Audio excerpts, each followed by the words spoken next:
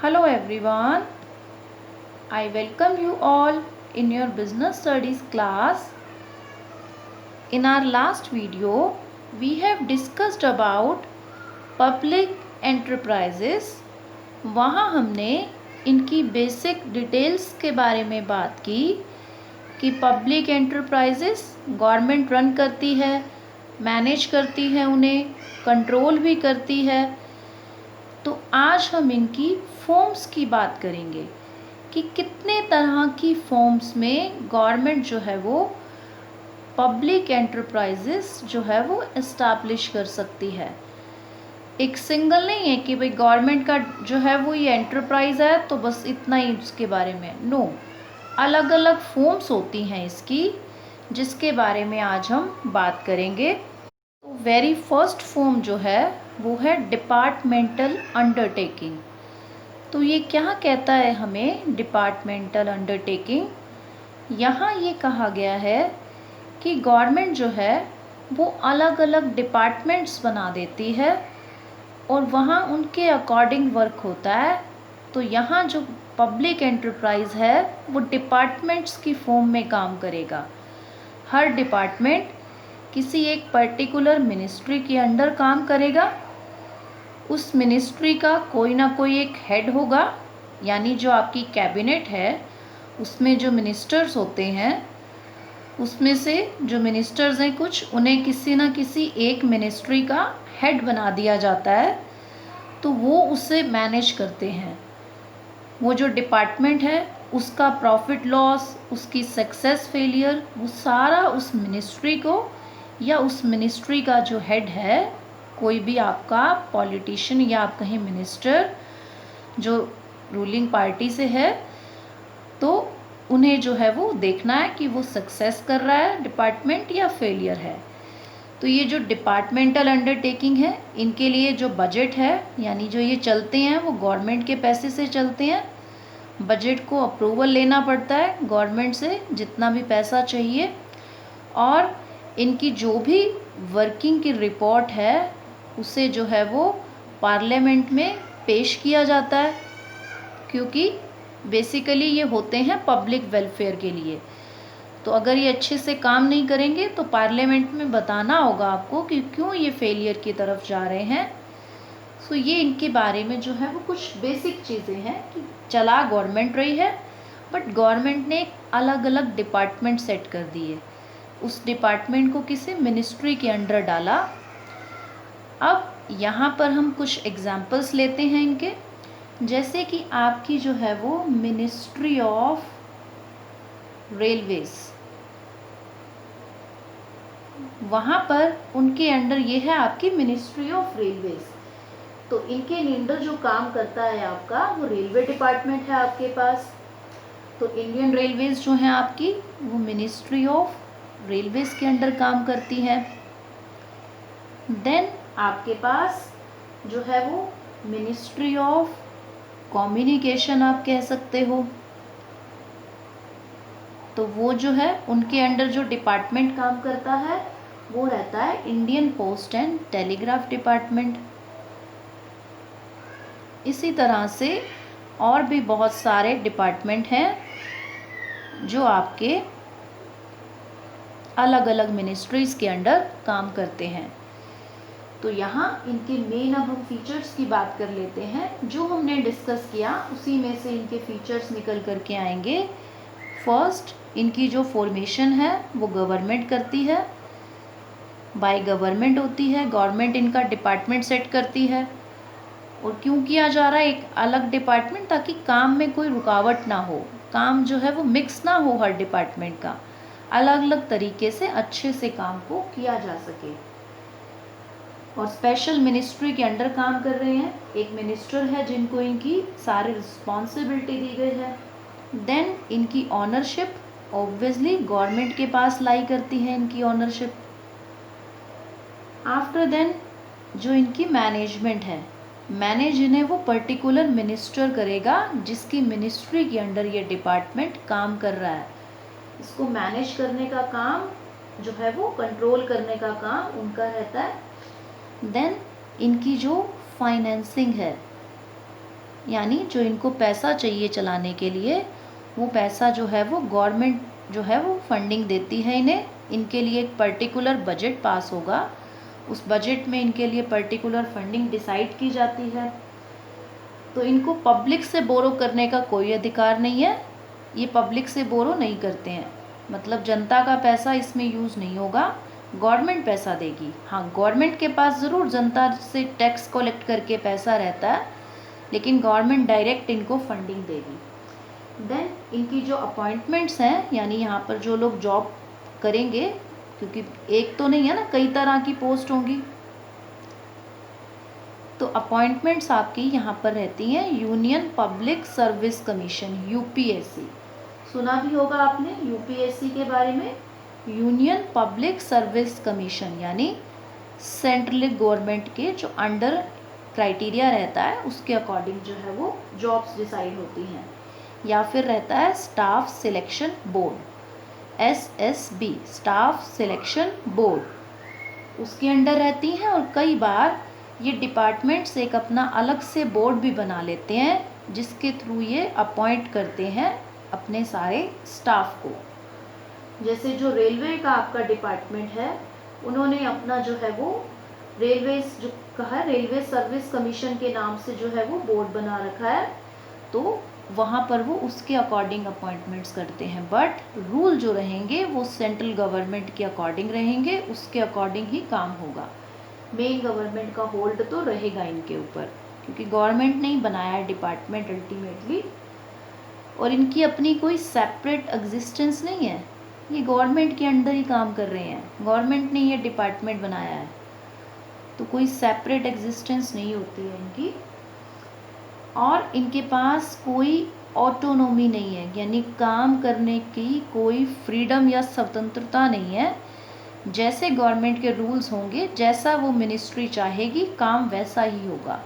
अपने अकॉर्डिंग नहीं चल सकते हैं कि चलो हमें ये चेंजेस करने हैं तो हम कर दें, नो। तो अब हम इनकी कुछ मेरिट्स और कुछ डीमेरिट्स की बात करेंगे, यानी इनकी कुछ अच्छी बातें और कुछ नेगेटिव बातों के बारे में हम डिस्कस करेंगे। तो फर्स्ट इनकी जो मेरिट है वो है ईजी फॉर्मेशन, कि इनको बनाना बहुत ईजी है। गवर्नमेंट ने चाहा कि हमें डिपार्टमेंट चाहिए, गवर्नमेंट इस्टेब्लिश कर देगी। इनका कोई रजिस्ट्रेशन करवाना ज़रूरी नहीं है, कुछ नहीं है। गवर्नमेंट चाहती है तो गवर्नमेंट इनको एक डिपार्टमेंट के रूप में सेट करके काम स्टार्ट करवा सकती है। और इसका जो कंट्रोल है वो इफ़ेक्टिव रहता है, क्योंकि स्ट्रेट गवर्नमेंट के रूल्स चलने हैं, कोई बीच में थर्ड पार्टी तो है ही नहीं, तो कंट्रोल अपने आप स्मूथली चलता है यहाँ पर। और इन डिपार्टमेंट्स की जो इनकम होती है उससे सरकार की इनकम में जो है वो इंक्रीज़ आता है, जो है सरकार की इनकम इंक्रीज़ होगी। अब अगर गवर्नमेंट की इनकम इंक्रीज़ होगी तो गवर्नमेंट को पब्लिक से पैसा कलेक्ट करने की ज़रूरत कम पड़ेगी। अगर ये डिपार्टमेंट्स प्रॉफिट में चलेंगे तो गवर्नमेंट पब्लिक के ऊपर जो है वो टैक्स का बर्डन कम कर देगी, क्योंकि गवर्नमेंट के पास पैसा इन डिपार्टमेंट से आ जाएगा। गवर्नमेंट हमसे टैक्स इसलिए लेती है क्योंकि उसको आगे हम ही लोगों पर खर्च करना है, सर्विसेज देनी है, हेल्थ केयर की, एजुकेशन की। तो अगर गवर्नमेंट के ये डिपार्टमेंट प्रॉफिट में रहेंगे तो गवर्नमेंट टैक्स के बर्डन को कम करने के बारे में सोच सकती है। But in reality it's quite difficult, क्योंकि टैक्स बर्डन कम होने की बजाय इंक्रीज़ ही होते हैं, बिकॉज़ हमारा जो महंगाई का लेवल है वो अप जा रहा है, तो उस वजह से टैक्सेस का बर्डन कम नहीं हो पाता है जनरल पब्लिक पर। देन हमारे पास जो है वो इजी फाइनेंसिंग, कि इनको फाइनेंस करना इजी है, क्योंकि गवर्नमेंट को अपना पैसा लगाना है इसमें, तो किसी थर्ड पर्सन के पास तो कोई जाना ही नहीं है इन डिपार्टमेंट्स को। और जो इनकी फंड्स हैं उनका जो है वो यूटिलाइजेशन प्रॉपर हो पाता है, क्योंकि गवर्नमेंट के रूल्स के अकॉर्डिंग चलते हैं, गवर्नमेंट के रूल्स के अकॉर्डिंग काम को जो है वो सही सीक्वेंस में ढंग से कर पाते हैं। कोई अपने पर्टिकुलर फ़ायदे के लिए ऑफिशियल इनके पैसे को यूज़ नहीं कर सकता है। अब इसकी कुछ हम नेगेटिव पॉइंट्स की बात करेंगे। तो फर्स्ट नेगेटिव पॉइंट है कि लैक ऑफ प्रॉम्प्ट एक्शन, कि हम यहाँ पर एक जल्दी से कोई एक्शन लेना है, डिसीज़न लेना है, नहीं ले सकते, क्योंकि गवर्नमेंट की पूरी लीगल जो फॉर्मेलिटीज़ हैं, इसको लेटर भेजना, उसकी परमिशन, वो सब करना होगा, क्योंकि ये गवर्नमेंट का डिपार्टमेंट है। यहाँ कोई प्रॉम्प्ट एक्शन तो हो ही नहीं सकता है, सारी फॉर्मेलिटीज़ के बाद जाके डिसीज़न होगा। और फ्लेक्सिबिलिटी भी नहीं होती है इनमें, जो कि ज़रूरी है आज के टाइम में, क्योंकि दिन प्रतिदिन बिज़नेस का माहौल तो बदल रहा है। अगर फ्लेक्सिबिलिटी का मतलब होता है कि चेंज करने की जो डिग्री होती है, कि कितना आप अपने अकॉर्डिंग चीज़ों को बदल सकते हो, वक्त के साथ कितनी आप चीज़ों में बदलाव करोगे, इनमें नहीं हो सकता है वो, क्योंकि ये अपने वही जो फिक्स रूल हैं, रिजिड रूल्स हैं, उन पर ही चलते हैं। देन इनके पीछे लैक ऑफ इंसेंटिव रहता है। अब लैक ऑफ इंसेंटिव क्यों है? क्योंकि किसी को जो है वो कुछ नया करने की, कुछ अच्छा करने की कोई फीलिंग ही नहीं आती है।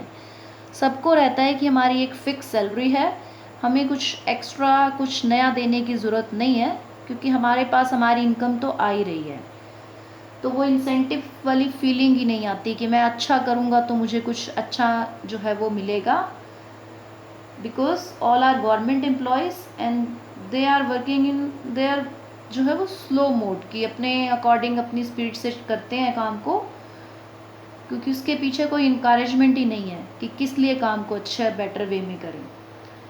देन कोई कॉम्पिटिटिव फीलिंग नहीं है, क्योंकि ये गवर्नमेंट का डिपार्टमेंट है, किसी के साथ कोई कंपटीशन तो करना नहीं है इन्हें। प्राइवेट सेक्टर की कंपनी हो तो उन्हें रहता है कि मेरे को मेरे राइवल का, मेरे कॉम्पिटिटर का कंपटीशन करके आगे जाना है, बट इन डिपार्टमेंट्स में ऐसी कोई फीलिंग नहीं होती। देन कहता है कि अगर ये डिपार्टमेंट जो है वो लॉस में जा रहा है, तो गवर्नमेंट को वो लॉसेस पूरा करने के लिए अल्टीमेटली जनता के ऊपर, पब्लिक के ऊपर टैक्स बर्डन डालनी पड़ेगी। तो वो टैक्स बर्डन कई बार कम होने की बजाय इंक्रीज़ हो जाती है, क्योंकि ये डिपार्टमेंट लॉस में चले जाते हैं कई बार। देन पॉलिटिकल इंटरफेरेंस बहुत ज़्यादा रहता है इसमें, क्योंकि है ही गवर्नमेंट का डिपार्टमेंट, तो पॉलिटिकल इंटरफेरेंस तो रहेगा। जिस मिनिस्टर के अंडर वो मिनिस्ट्री होती है, वो मिनिस्टर अपनी पार्टी के फ़ायदे के लिए काम करता है, इन डिपार्टमेंट्स के लिए, जनता के लिए बिल्कुल नहीं। वो अपनी पार्टी के लिए काम करेगा कि पार्टी का फ़ायदा किस में है, कहाँ जो है वो हम पैसे को बचा करके जो है हम करप्शन करें। सो रियलिटी यही रहती है। और देन है रेड टेपिज़म। रेड टेपिज़म का मतलब हिंदी में होता है लाल फीताशाही। इसका मतलब होता है कि जो फाइल्स होती हैं वो रेड कलर के जो है वो टेप से आप कह लीजिए या थ्रेड से बंधी रहती हैं। मीन्स फाइलों के ढेर लगे रहते हैं, काम नहीं होता, फाइलें उसी लाल धागे में बंधी रह जाती हैं, कोई खोलता ही नहीं है। और ये रियलिटी है हमारी। अगर हम देखें हमारे डिपार्टमेंट्स को, तो वहाँ आज भी जो है वो कितने चीज़ें हैं जो आज भी पेंडिंग पड़ी हैं एज इट इज़। वो कोई भी डिपार्टमेंट हो, किसी भी डिपार्टमेंट की रियलिटी हम देखें तो ये चीज़ें ठीक हैं कि जो है वो काम बहुत स्लो होता है यहाँ पर, और इतना स्लो होता है कि जनता का, बहुत से जनता जो है वो फ़ायदों से जो है वंचित रह जाती है। सो अब इनकी जो यूटिलिटी है कि ये डिपार्टमेंट कहाँ कहाँ सुटेबल है। पहली चीज़, जहाँ पर आपको सीक्रेसी मेंटेन करनी हो, कि आप पब्लिक को जो है वो या किसी आम लोगों से उसके सीक्रेट शेयर नहीं कर सकते, आपको डर है। तो जैसे डिफेंस डिपार्टमेंट होता है, तो वहाँ आपको इसी तरह से डिपार्टमेंट खोल के सरकार के अंडर ही काम करना होगा, क्योंकि सभी को हम डिटेल्स ओपन नहीं कर सकते। या फिर कुछ ऐसी चीज़ें हैं जो पब्लिक वेलफेयर की हैं, जो सरकार के कंट्रोल के अंडर ही चलेंगी, तो भी आपको डिपार्टमेंटल अंडरटेकिंग ओपन करनी होगी। या फिर कुछ ऐसा है जहां प्राइवेट सेक्टर का कोई कंट्रीब्यूशन ही नहीं है, तो अल्टीमेटली सरकार को ही आगे स्टेप लेके वो डिपार्टमेंट खोलना होगा। जहां प्रॉफिट की कोई गारंटी ना हो, तो गवर्नमेंट फिर वहाँ हेल्प करती है डिपार्टमेंट ओपन करके। सो इस तरह से ये कुछ इसकी सुटेबिलिटी है कि जहाँ ये सुटेबल है कि डिपार्टमेंटल अंडरटेकिंग के थ्रू ही काम हो पाएगा। So that's all for today. Thank you so much.